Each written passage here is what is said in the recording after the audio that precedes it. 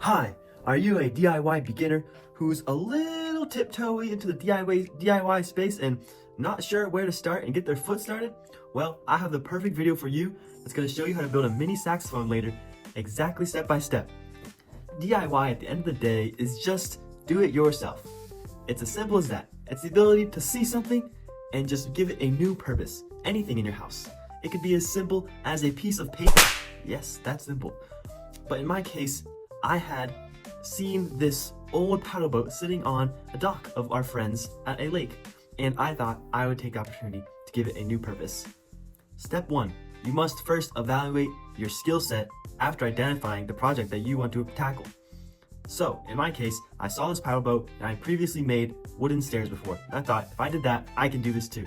Secondly, I went onto Pinterest and YouTube to find inspiration of colors for vintage stuff. I then took a general outline on my notes app on my phone of what I wanted to do for the project. I knew I needed new wooden planks, new painted seats, a new cover, and some new, nice, clean pontoon.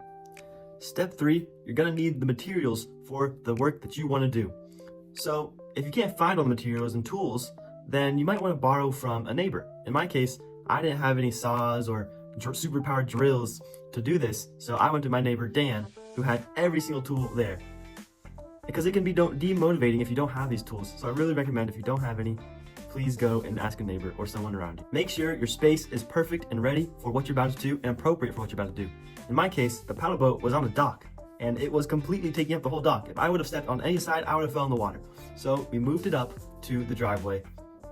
Step 5, be ready for any unpredictable outcomes and just go with the flow. One time I lost a bolt and I was very upset with myself as I wasn't able to put the planks back in right away. Step 6, make sure everything is done correctly and add the finishing touches. I decided to scrub the pontoons with some sandpaper to give them a little bit extra shine just for a nice little unique touch. Step 7, evaluate if everything was done perfectly or if it could have been done better. Like one time I was painting the seats and I put it into the grass and I just got grass all over the seats. It was terrible. That could have gone better and I know that for next time. Now remember, this was a refurbishment of DIY. There are so many other types like home improvement, crafting, and just personal enjoyment. And speaking of crafting, by the way, let's get into the mini saxophone. For step 1, we decided to choose the straw because it was beginner friendly. Now look for inspiration. Maybe look for other cool saxophones, but there really is no more inspiration for this. It's pretty self-explanatory. But in the case that you did want to, you'd either look in Pinterest or YouTube. Now step 3, I hope most people have scissors and I hope most people have a straw, as it's very common in a household. And if you don't, you can always go run by your McDonald's or Starbucks and go grab a straw. Easy as that. Now step 4, make sure your workspace is all good. Now, this doesn't really matter too much, but make sure it's clean and you're not going to be making other people mad for doing this right next to them. So now, let's begin with the steps. Here's our straw. Very nice, very nice. First, you can choose any side of the straw, and any side. I'm just going to choose this side over here. It really does not matter though. You're first are going to want to take the tip and start flattening it down. Okay, once your straw is very flat and the hole's getting smaller, you're going to want to take your scissors for the first time here. Now remember, this is all part of step 5 and we're just following the steps. Take your scissors and cut a small angle right with the straw. And at the end of the day, you're going to want to make a point with the straw and make it almost like a sharp little tip, like a pencil. And you're going to end up with a pencil-like shape that kind of comes like this. Now secondly, you're already done.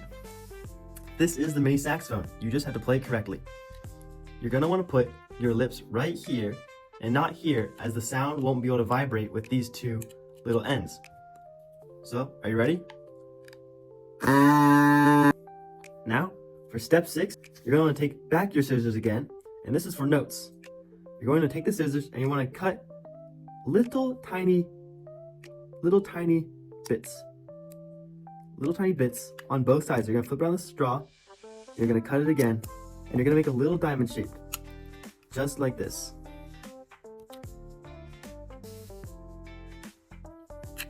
And that's it. You're going to want to make it small enough so that your fingers can cover it up easily, big enough so that the air can get through. So let's do that again. All right. All my straw holes are done. So now I will be able to play notes. Here we are, finally done.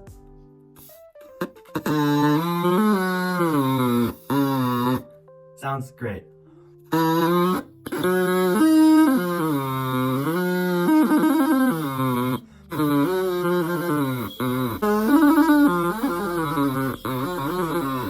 Beautiful.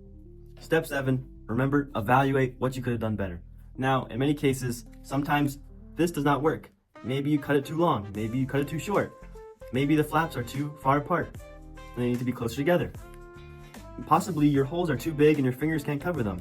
So, that is perfect. Thank you for watching this, and I hope that this helps DIY beginners to get their foot into the door and take on bigger projects into the future. We'll see you around.